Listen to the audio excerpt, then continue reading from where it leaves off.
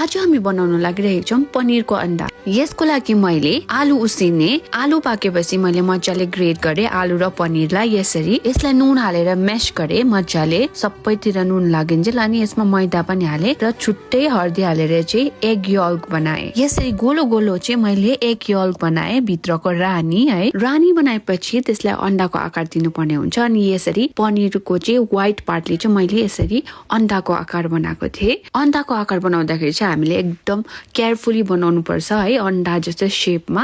र हामीले चाहिँ यस्तो भएको थियो हाम्रो चाहिँ अन्डाको आकार। त्यसपछि हामीले मसला रेडी गर्यौं। ल्वाङ, दालचिनी, अलैची र सुक्खा खोर्सानी यसरी पड्कायौं। अनि लसुन, अदुवा, प्याजलाई मजाले पहिला भुट्यौं। अनि त्यसमा काजु पनि एड गर्यौं, टमाटर एड गरेर। अनि साइड बाइ साइड हामीले जुन चाहिँ अन्डा बनाएको थियौं यसरी मजाले फ्राई गरेर चाहिँ निकालेर राख्यौं। र यो अन्डा चाहिँ हामीले फर्स्ट टाइम ट्राई गरेको थियौं र मलाई चाहिँ यसको आकार देख्दाखेरि चाहिँ साँच्चै नै अन्डा जस्तो लागेर आइरहेको थियो। अनि खुसी पनि लाग्दै थियो। अनि जुन चाहिँ त्यो मसला हामीले बनाएको थियौं यसलाई चाहिँ मजाले ग्राइन्ड गर्यौं। तेलमा अलैची, जिरा र दालचिनी पड्काइदियौं, बेसन पनि हालिदियौं, मरिच पनि हालिदियौं र अघि बनाएको मसला पनि हालेर मजाले भुटिदियौं। अनि हर्दी, नुन एड गरेर चाहिँ यसलाई चाहिँ घरमा रङ खोर्सानी खादिनौं र बिटको कलर बनाएको थियौं र त्यही एड गरिदियौं। अनि खोर्सानी एड गरिदियौं र यो चाहिँ दही हालेर चाहिँ मजाले ग्रेभी बनाइदियौं। हैन, तपाईलाई जस्तो खानु मन लाग्छ त्यस्तो ग्रेभी बनाउन सक्नुहुन्छ। र यो चाहिँ मेरो अन्डा हो र यो मैले चाहिँ ग्रेभीमा मजाले धनिया हालेर गार्निश गरे।